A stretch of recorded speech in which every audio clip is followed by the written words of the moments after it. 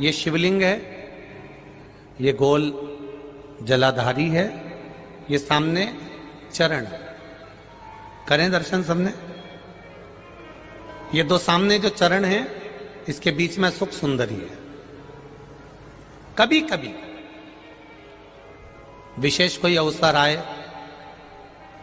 सोमवार की अष्टमी पड़ जाए या कोई विशेष प्रदोष का दिन पड़ जाए और आपको लग रहा हो कि मेरा महादेव को मैं जल चढ़ाते चढ़ाते इतना समय हो गया, मेरा महादेव नहीं सुन रहा, तब कभी कभी ऐसा मन में आए कि क्यों नहीं सुन रहा, तब लोटा भरकर जब जल लेकर जाओ, गणेश जी को चढ़ाया और सुख सुंदरी को चढ़ाया, षडानंद कार्तिकेय को चढ़ाया, माँ जगत जननी जगदम्बा माँ पार्वती को चढ़ाया, वही जल ले जाकर बेलपत्री के वृक्ष पर चढ़ाया। शिव जी को अर्पण नहीं कर पाए। और सरल भाषा में समझ लो इसको, किसी किसी माता को आपने देखा होगा, किसी किसी व्यक्ति को आपने देखा होगा कि वो शिव मंदिर में जाता है, शिव जी को भले जल नहीं चढ़ाता है, पर शंकर भगवान के मंदिर में जाकर इतनी सफाई कर देता है, जहां शंकर भगवान का कहीं बेलपत्र वगैरह पड़ा हुआ है उसको उठाएगा, बीनेगा, फिर यहां से धोएगा, श्रृंगार करेगा, यहां से साफ करेगा, साफ करके जो पानी जा रहा है वहां साफ करेगा, साफ करके एकदम क्लीन करके फिर शंकर भगवान को पोंछ कर स्नान कराकर जल चढ़ाकर फिर उनका श्रृंगार करता रहता। कभी कभी आपके साथ में भी ऐसा हुआ होगा, आपने भी करा होगा, ऐसा नहीं कि नहीं करा। कभी कभी सब दूर सफाई के बाद शिवलिंग की सफाई करना भूल गया या शंकर जी के शिवलिंग पर जल चढ़ाना भूल गया, जल चढ़ाकर आ गया। अब आ तो गया, पर चिंता देवादिदेव महादेव को लग गई। मेरा था, भक्त था, उपास करता था, शिवरात्रि का व्रत करता था, पशुपति व्रत करता था, सोमवार सावन के करता था, 16 सोमवार करता था, पर आज इसको ना जाने क्या हो गया कि ये मेरे ऊपर जल ना चढ़ाकर सब दूर जल चढ़ाकर चले गया। देवादिदेव माता पार्वती जी से कह देते हैं, सुन पार्वती, अगर कोई भूलवश भी मुझ पर जल चढ़ाना भूल जाए और तेरे हस्त कमल पर जल चढ़ा कर जाए, तो पार्वती जितना फल मैं प्रदान करूं उससे दुगना फल तुझे प्रदान करना है। यह शिव कह रहे। जब पार्वती जी कुंवारी थी तब शिवलिंग की पूजन करी थी। शादी होने के बाद पार्वती जी ने शंकर जी के शिवलिंग का पूजन नहीं करा? नहीं महाराज, शिव महापुराण की कथा कहती है, लिंग पुराण की कथा कहती है, पार्वती जी कुंवारी थी तब भी शिवलिंग का पूजन करती थी और पार्वती जी का मंगल विवाह हो गया, उसके बाद भी एकांत में शिवलिंग बनाकर माता पार्वती जी उसका पूजन करती थी। एकांतेश्वर महादेव, दिखावे से दूर, दिखावे से दूर। तुम मंदिर में गई, हाथ से कपड़ा ले गई, पोछा लगा रही हो और तुम सोचो कि मुझे 4 लोग देखें कि मैं मंदिर में पोछा लगा रही हूं, मैं मंदिर में झाड़ू लगा रही हूं, मैं सेवा करती हूं, मैं मंदिर में आती हूं, आरती करती हूं, मैं मंदिर संभालती हूं, मैं मंदिर में आकर अगर झाड़ू नहीं लगाऊं तो कोई नहीं लगाएगा, मैं मंदिर में आकर पोछा नहीं लगाऊं तो कोई नहीं लगाएगा। ये भ्रम है हमारा, इस भ्रम में हम ये भ्रम है हमारा।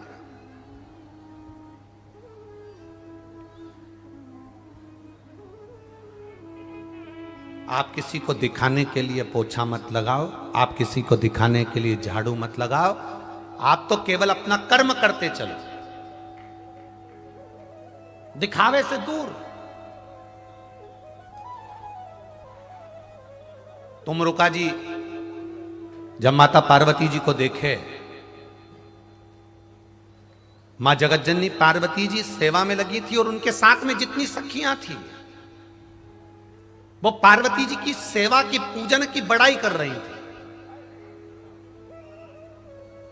वाह वाह वाह वाह, पार्वती तू बड़ी सुंदर सेवा करती है, पार्वती तू बड़ी प्यारी पूजन करती है, पार्वती तू भगवान शंकर की बहुत सुंदर आराधना करती है, पार्वती तू शंकर जी का बहुत सुंदर श्रृंगार करती है। सखियां आपस में जितनी बैठी थी वो सारी की सारी पार्वती जी की कीर्ति की बड़ाई कर रही थी।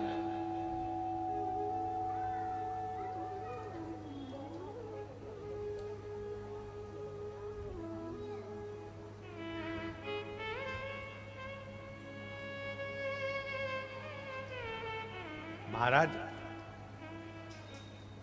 मंदिर में बैठकर आप एक दूसरे की बड़ाई कभी मत करना।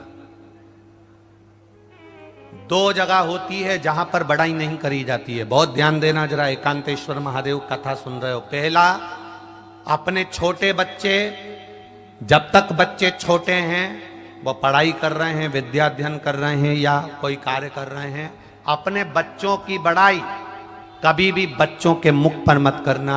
और दूसरी, मंदिर के अंदर बैठकर भगवान के सामने कोई भगवान की सेवा करे तो उसकी बड़ाई कभी मत करना। भले बाहर जाकर करना पर भगवान के सामने मत करना। बाहर जाकर कर लो चलेगा, पर भगवान के सामने बैठकर मत कर। कारण जिस बच्चे की बड़ाई बच्चे के मुंह पर करी जाती है वो बच्चा अगली बार नंबर नहीं मार पाता है। उसको लगने लगता है कि मेरे बराबर कोई नहीं, मेरे बराबर कोई नहीं, तो बच्चा अगला नंबर नहीं लगा पाता, अव्वल नहीं निकल सकता, आगे नहीं बढ़ सकता, वो बच्चा अग्रण्य नहीं हो पाता।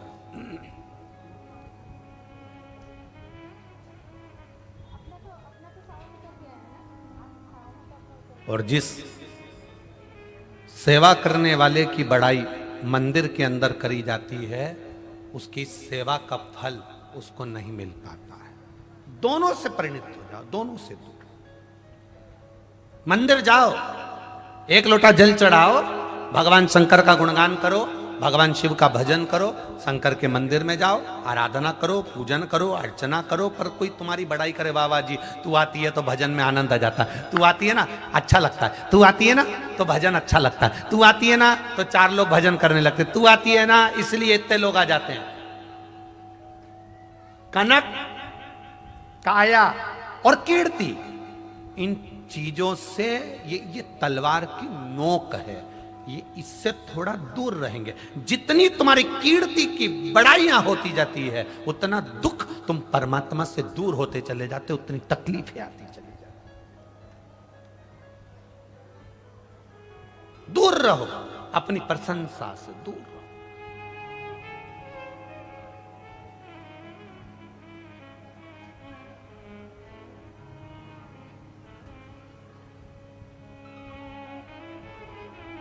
अपनी प्रशंसा से दूर रहना।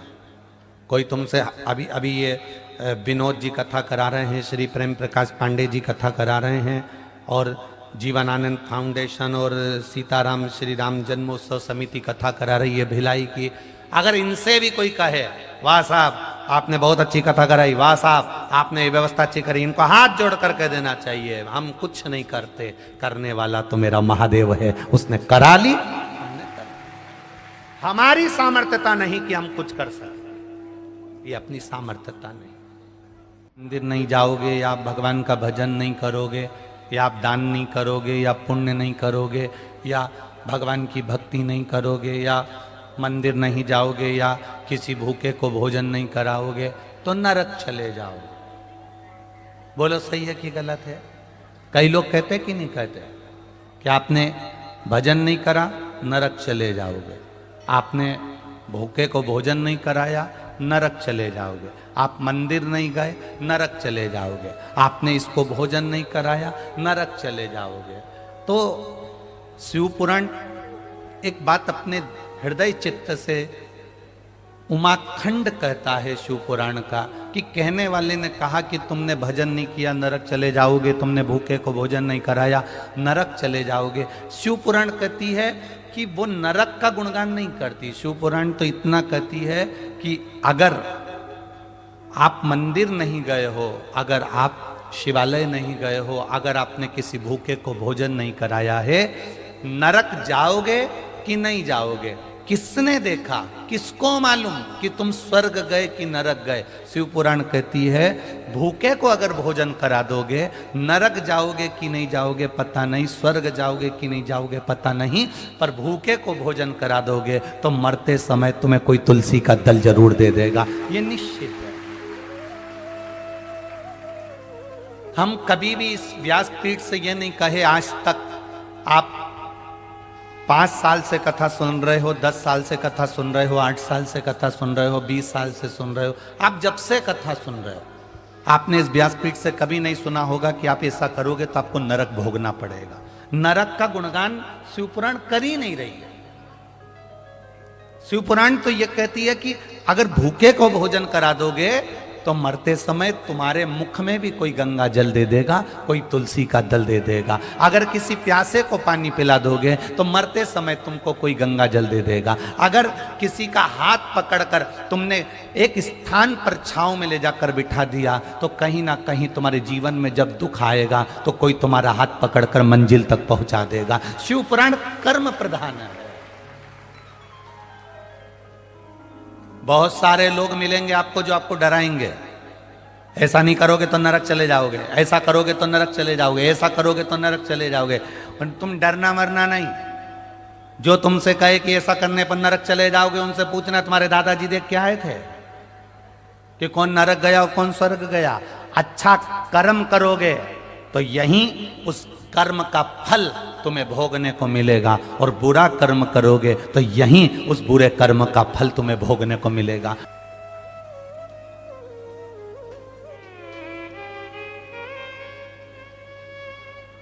कभी गिरते हुए को उठाया नहीं, बाद आंसू बहाने से क्या फायदा। कभी सासू को भोजन कराया नहीं, बाद में फोटो को रोटी चिपकाने से क्या फायदा। बोलो सही है कि गलत है? कभी भूखे को भोजन कराया नहीं, बाद में सास का इतना बड़ा फोटो घर में चिपका के रखा। 16 श्राद्ध आई तो कंडा जला के उसमें घी शक्कर छोड़ के उनमें से पूड़ी का एक टुकड़ा ऐसा तोड़ के और वह फोटो जो था ना उस फोटो में ऐसा मिला के ऐसी चिपका दी। ऐसे पूरे साल सास के मुंह पे वो फोटो में पूड़ी चिपकी रही।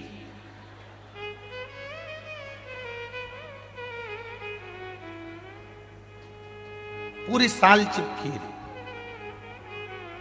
अब जिंदा थी, अच्छे से एक बार अगर खीर बना के खिला देती ना तो तेरे को ये पूड़ी चिपकाने की जरूरत नहीं पड़ती, पर तूने खिला ही नहीं।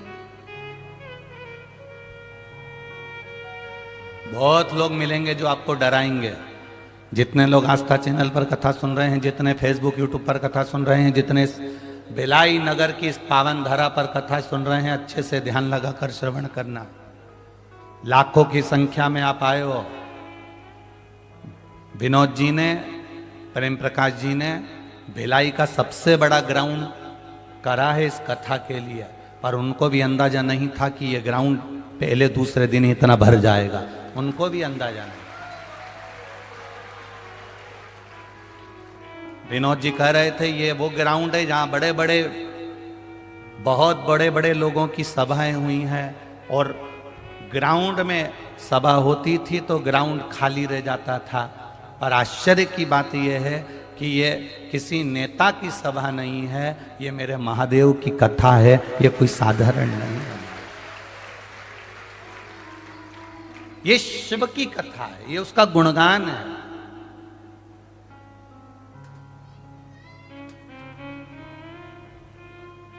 गुणगान है ये उसका स्मरण। महाराज, जिसका जहां संबंध होता है वो वहीं जाता है। तुम्हारे सगे देवर के लड़के की शादी है, और कई कई लोग ऐसे होते हैं कि देवर के लड़के की शादी में भी नहीं जाते क्योंकि संबंध अच्छा नहीं रहता। और किसी से हमारी पहचान पड़ोसी के यहाँ हो जाती है तो पड़ोसन के यहाँ शादी में चले जाते हैं क्योंकि संबंध अच्छा रहता।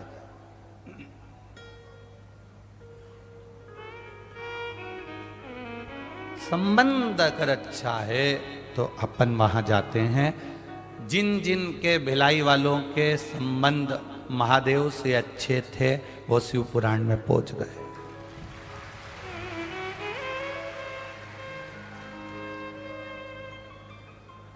अब जिनके संबंध घर वालों से अच्छे थे वो घर पे रह गए। तो महापुराण की कथा में ऐसा शब्द नहीं कहा कि आप भजन नहीं करोगे तो नरक चले जाओ। शिव महापुराण की कथा कहती है जैसा आप कर्म करोगे, आप जैसा अपने लिए चाहते हो वैसा आप करते चल जाओ।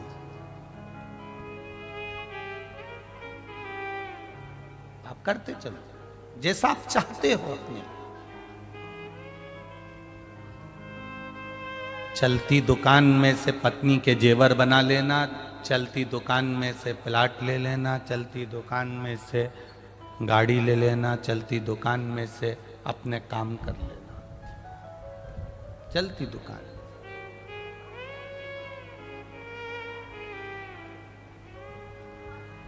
और जब चलती दुकान में से आप प्लाट ले लोगे, चलती दुकान में से आप जेवर बनवा लोगे, चलती दुकान में से आप जमीन ले लोगे, चलती दुकान में से आप अपना कार्य कर लोगे, चलती दुकान में से यदि आप थोड़ा थोड़ा खरीदते जाओगे, थोड़ा थोड़ा बनाते जाओगे, चलती दुकान में, तो चलती दुकान में से थोड़ा थोड़ा बनाते चलोगे, उसी तरह चलते हुए शरीर से, चलते शरीर से भगवत भजन करते चलो।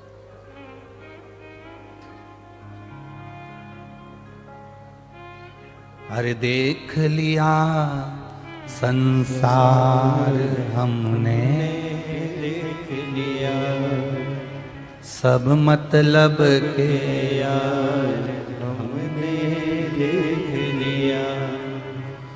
झूठे नाते झूठे रिश्ते, झूठे नाते झूठे रिश्ते, झूठा है संसार हमने देख लिया।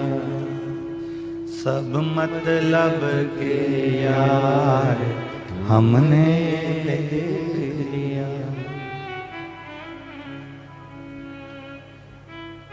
सब मतलब, सारा संसार मतलब का। अब करो भजन, चलते चलते करो।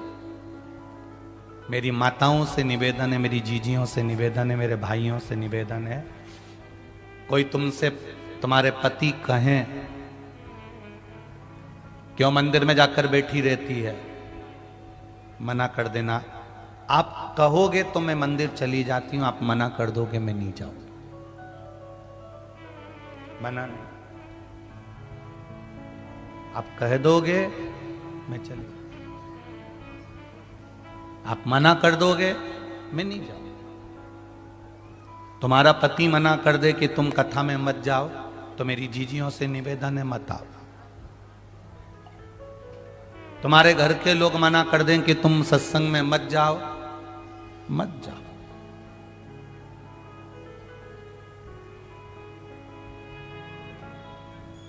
अगर वो मना कर रहे हैं कोई बात,